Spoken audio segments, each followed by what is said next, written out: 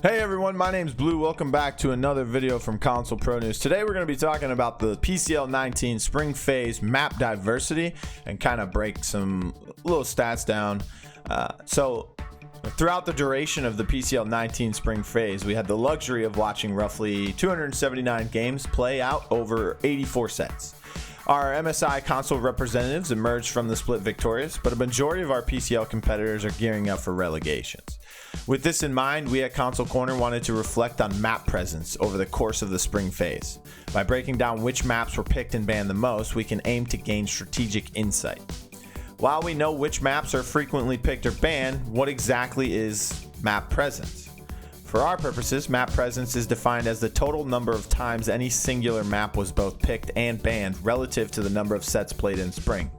Considering 8 sets occur per week with the split containing 13 total, minus the bye week, the maximum amount of sets that could be played amounts to 96. However, across all the console divisions, there were 12 set forfeitures, resulting in just 84 sets. Now we can reflect on the post-phase stats.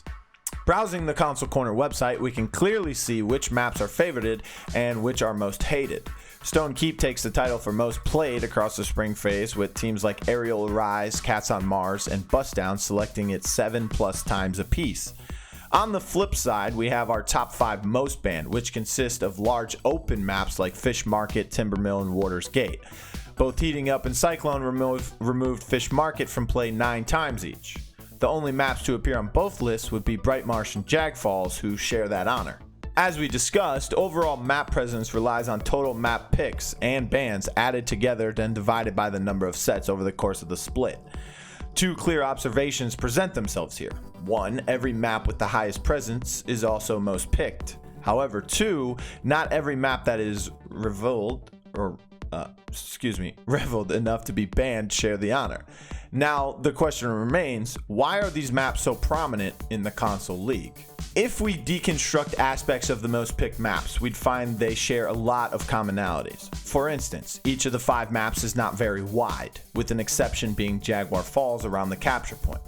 Otherwise, they filter into narrow passageways, making zoning and watching lanes far simpler a task. Additionally, it enables most champions with the hit-scan dominant meta to enact swift rotations. Ironically, these congested yet numerous pathways also lend more prevalent console flanks, Lex, Koga, Talus, for example, a number of avenues to harass backline DPS. The only distinct feature separating Splitstone Quarry from the pack would be its unique use of elevation. While each map has small sections that can be classified as high ground, Splitstone has quarry side, lava side, second floor of each house, numerous bridges, etc. Our final identifying feature is simple familiarity. Each popular map is dated, with Splitstone being the quote-unquote newest amongst them, released July 26 of 2017. Meanwhile, our most banned maps manage to teeter between 2 categories. 1, the absolute most played and most familiar, like Bright Marsh and Jaguar Falls, and 2, long maps that have a very wide capture point area with multiple elevations, like Timbermill, Fish Market, and Waters Gate. For the former, those maps are essentials to learn in the game. Every team plays both Bright Marsh and Jaguar Falls, so it becomes a common strategy to try to ban at least one of them in order to force an opposing team into discomfort. On the other hand, Fish, Timber, and Waters tend to be quite punishing if you lose the point fight. It's far more damning knowing you have a greater physical distance to travel to the point with greater odds of being zoned off or dismounted as a result. It also isn't helpful that these maps possess numerous flank routes and elevations around the capture point, enabling a wide range of draft strategies or backline access, which can be a death sentence to less initiated teams. If we can safely assume maps with the highest presence correlate with professional player comfort and performance, then ideally the maps we hardly see may be a good point of focus for aspiring competitors. For better or worse, Ascension Peak, Shattered Desert, and Frozen Guard have been noticeably absent from the PCL, primarily being banned out if considered at all.